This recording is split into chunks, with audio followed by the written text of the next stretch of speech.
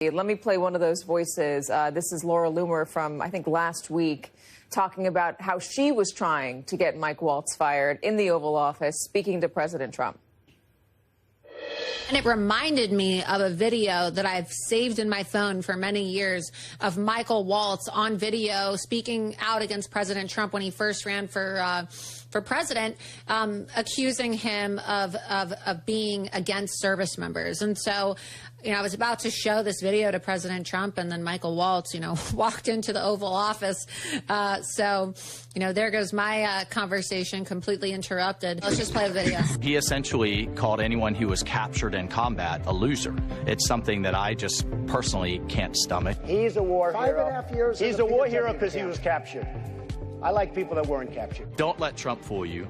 Look into his real record and stop Trump now. I didn't go in there trying to get him fired. I was just making the point that I'm a Trump loyalist. I never said that I never campaigned against Trump. Michael Waltz was working with a PAC that was trying to actively campaign against Donald Trump in 2016.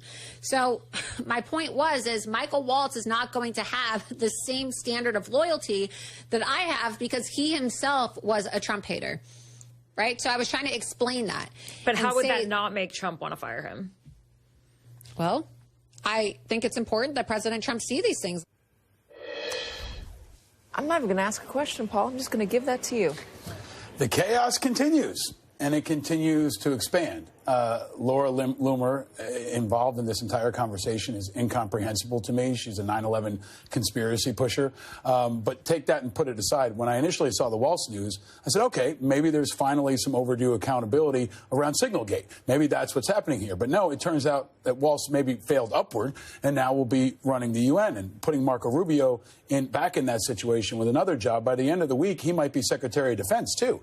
I mean, the real problem here is the ongoing chaos, the ongoing turnover in leadership, and our national security and our troops and our Pentagon are all in the crosshairs. And that has our national security apparatus, our troops concerned, and it has our enemies celebrating. Is this why we haven't seen Pete Hegseth removed? Because his foreign policy, his ideology aligns more closely, more naturally with Donald Trump?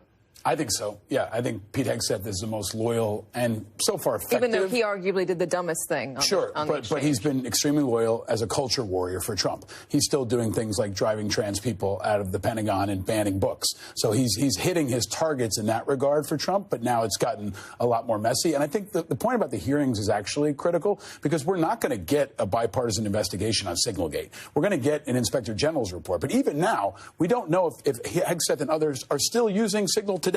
Right? There's reporting from the Washington Post, from Dan Lamont and others that they've hardlined a computer just so Hegseth can be on Signal. It doesn't appear that this has ended. So we may have a chance with the confirmation hearings of Waltz to open that up. And if the Democrats are responsible and the Republicans are responsible, they will make that the centerpiece of those hearings. Why would they still want to communicate on Signal? I mean, there are, as we know, we are able in the administration, in the government, to communicate on secure networks.